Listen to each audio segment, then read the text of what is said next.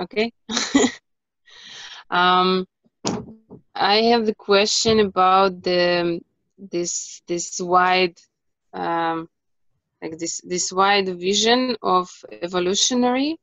So the question is about this developmental thinking, like how like this magic thing that you did, and I noticed that you do it. Like you notice that in some bodies, some developmental patterns are more expressed, and some developmental patterns are less expressed.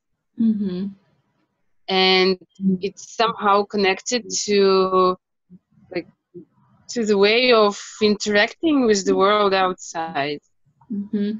And what you do while you're working, so is the question actually, what are you doing with this, and how you notice this, and how this developmental thinking helps people to be more more expressed in the world and more clear. Well, in one way, it's very simple. Uh-huh. In another way, it's all my years of experience. But the developmental patterns, for example, the developmental patterns once you're born start with the spinal. So when you have issues that have to do with the spine, you'll probably look at the spinal pattern of development. And then when we explore the spinal pattern of development, we notice that it starts, see if I have anything right here. It starts with like an arc. It's like the baby's curled. It's like this. Mm-hmm. It starts in like a, it starts in like a C shape. And then it goes from like flexion to extension, whole body.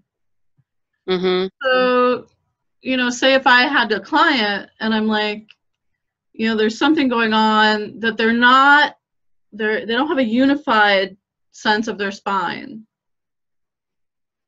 It's very simple. It's like, it's in their spine. There's a break somewhere in the spine, like this is moving, this, they're going like this,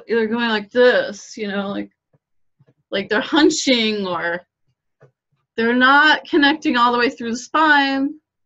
In some simple way, it's like, oh, that spinal pattern, the early one, where they need to learn to connect through the spine, through the cranial sacral fluid, through the bones, through the discs.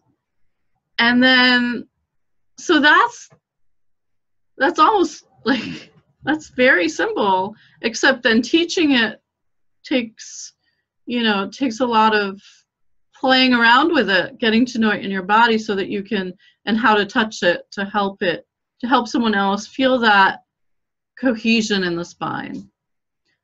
Or say you have someone that can't do spirals, they're always like, they're moving, they never cross their body, and they never cross. Well, then you might just play with them with patterns that cross and see if they can do it. If they can't do it, you go a pattern underneath it, which is, what do they need to finish in a pattern that goes side to side?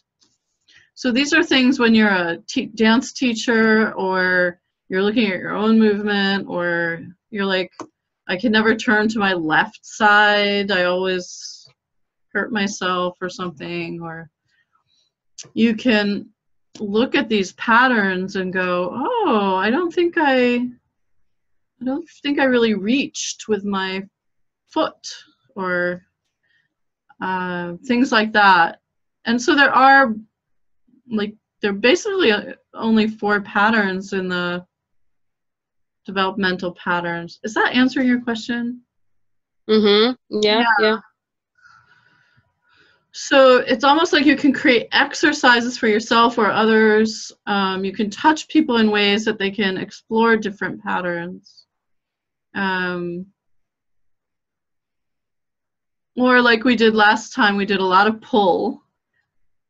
And so pull is one of, the yield, push, reach, pull is just one of 4. So each person will have a different expression of either, can I be present with something without doing anything, which is hard for the people who push.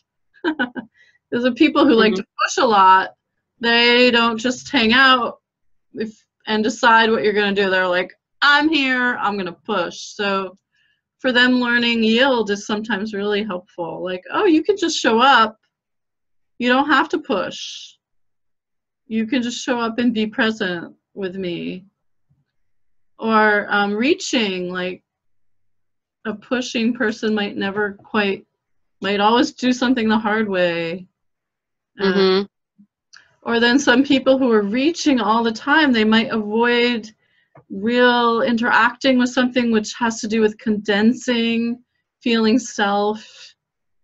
And so these 4, the yield, push, reach, pull, they go through all the patterns. So each pattern, the spinal will have each of these in it throughout the development. And it will, like, once you get to the reach of the spine has to spiral. So, and it goes from full body connection to articulation.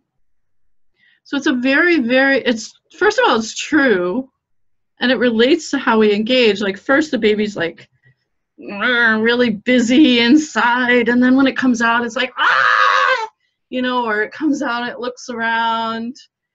And then as it learns to differentiate and choose more how it relates, or do I want to look to the left or the right, that's a big step. Like, you don't have to take your whole body to look to you don't have to move your, you can like just turn your head. Actually, a lot of grown-ups still turn their whole body instead of moving their head. So it's true, these patterns are true, but they're also kind